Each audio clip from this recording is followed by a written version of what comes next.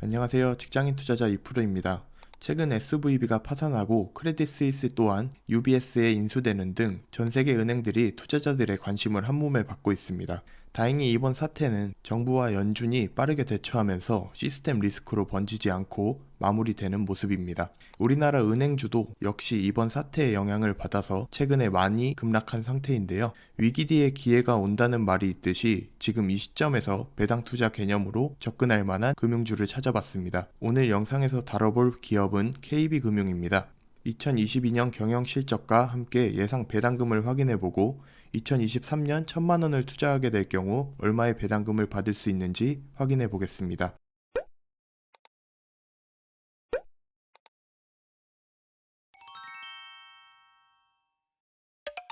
3월 21일 기준 KB금융의 일봉 차트입니다. 시가총액은 약 19조 7천억으로 코스피 16위에 해당됩니다. 최근 SVB 파산 사태로 주가가 마이너스 20% 정도 급락한 상태로 횡보 중인데요. 아무래도 은행에 대한 투자 심리가 좋지 못하기 때문에 당분간 상승 추세로 전환되기에는 조금 시간이 걸릴 것 같습니다. 2022년 KB금융의 실적을 살펴보겠습니다. 먼저 순이자 이익은 11조 3천억으로 전년 대비 18.9% 상승하였습니다. 영업이익은 5조 6천억으로 전년 대비 마이너스 7.5%가 감소했는데요. 이는 대손 충당금을 늘린 것으로 실제 마이너스 폭은 크지 않은 걸로 판단됩니다.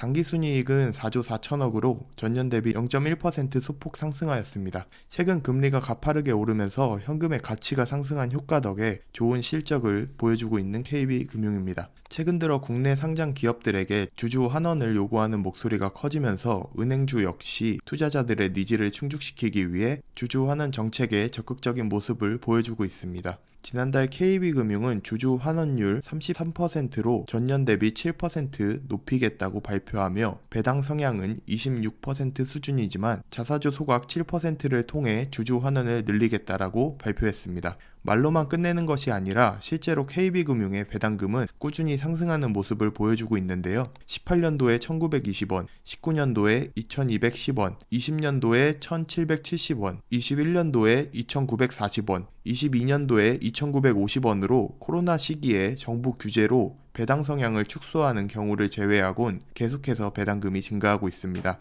2023년 예상 배당금은 3,340원입니다. 자사주 소각과 배당 성향을 확대하는 등 적극적인 주주 환원 정책을 펼치고 있어 앞으로가 더 기대되는 부분입니다. 작년 배당금은 1분기 500원, 2분기 500원, 3분기도 500원, 4분기 1,450원으로 총 2,950원을 지급했고 시가 배당률은 약 6%를 기록했습니다.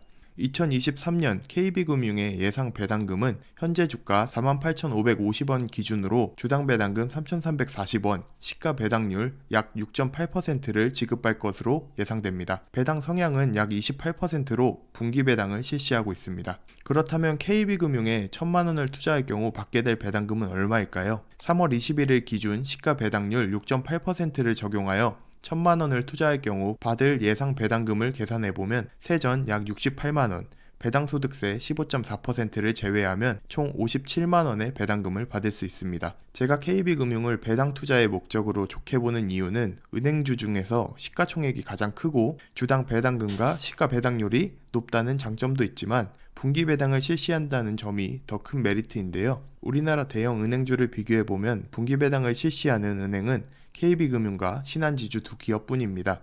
하나금융지주와 우리금융지주 같은 대형 기업들도 최근에 분기 배당을 검토하고 있다고 발표했습니다. 국내 은행주 중 시가총액이 가장 큰 5개의 기업의 배당 정보를 비교해 보았습니다. 시가총액이 가장 큰 기업으로는 KB금융으로 그 뒤에 신한지주, 하나금융지주, 카카오뱅크, 우리금융지주 순입니다. 주당 배당금은 하나금융지주가 3,350원으로 가장 많은 주당 배당금을 지급했고 시가 배당률은 우리금융지주가 9.8%로 가장 높은 시가 배당률을 기록했습니다. 배당 성향은 하나금융지주가 27.5%로 가장 높은 배당 성향을 보였습니다. 배당 지급 기준으로는 KB금융과 신한지주가 분기 배당, 하나금융지주와 우리금융지주가 반기 배당을 실시하고 있고 카카오뱅크는 연배당을 실시하고 있습니다. 오늘은 KB금융과 함께 국내 상장된 대형 금융주들을 살펴봤습니다. 금융주의 장점이라면 안정적인 현금 흐름을 바탕으로 경제 위기 속에서도 배당금을 꾸준히 지급할 수 있다는 것입니다. 또한 주주 환원 면에서도 적극적으로 나서며 앞으로 자사주 소각과 배당금도 점차 확대할 것으로 보입니다. 다만 통신주와 비슷한 이유로 대출 금리 조정, 배당 성향 축소, 대손 충당금 확대 등 정부의 여러 규제를 받고 있습니다. 기업을 공개하고 주식시장에 상장된 민간 기업이 정부의 규제를 받는다는 것이 조금 이해하기 힘들지만 앞으로 상장 기업에 대한 인식이 개선되면서 이런 문제들이 하나씩 정리된다면 은행주의 가치는 한 번 더 크게 재평가받을 날이 오지 않을까 싶습니다. 이런 문제들이 해결되기 전까지는 투자 포트폴리오에 많은 비중을 담기에는 리스크가 있어 포트의 최대 10% 정도만 가져가는 것을 권유드립니다. 이것으로 이번 영상을 마치도록 하겠습니다.